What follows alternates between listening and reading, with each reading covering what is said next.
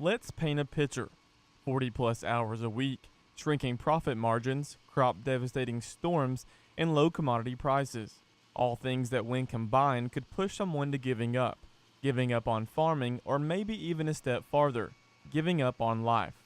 Farming is one of the top vocations for suicide, which is why the University of Georgia's College of Ag and Environmental Sciences decided to take action. They've retracted it, but CDC had originally said farmers were the #1 vocation for taking their lives. They've subsequently reanalyzed the data, and now it's the third worst. Not a lot of comfort there. While at the conference, attendees get the chance to learn about what all stresses farmers out and why farmers are so susceptible to choosing suicide.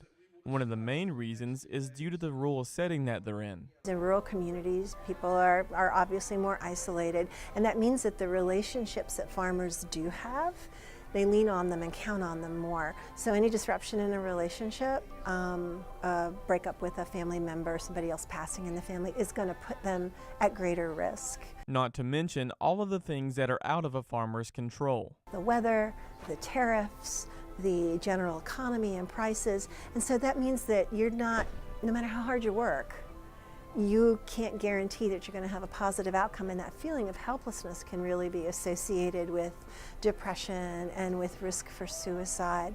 If someone is going through difficult times or maybe in a depressed state, there are signs of stress or depression to be on the lookout for. Signs of stress. I mean, in general, you're looking for changes in behavior. People who stop eating, who increase drinking, whose sleep get disrupted, who isolate, who don't want to go to church anymore, don't want to do the things that they used to do anymore.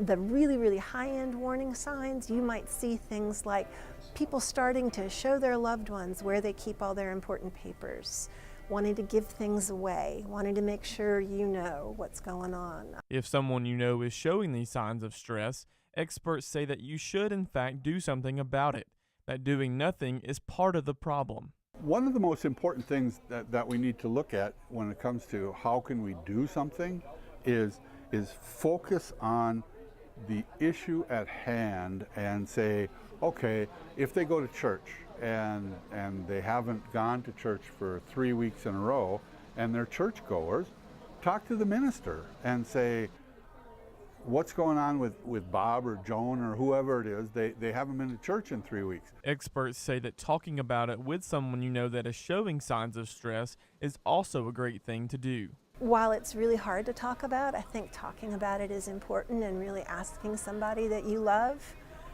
I love you, I care about you, I'm seeing these differences, I'd like to take you to talk to, and then somebody that person trusts. Maybe it's a clergyman that the person feels good about and that you know understands these issues. Maybe it's a primary care provider. Reporting in Atlanta for the Farm Monitor, I'm John Holcomb.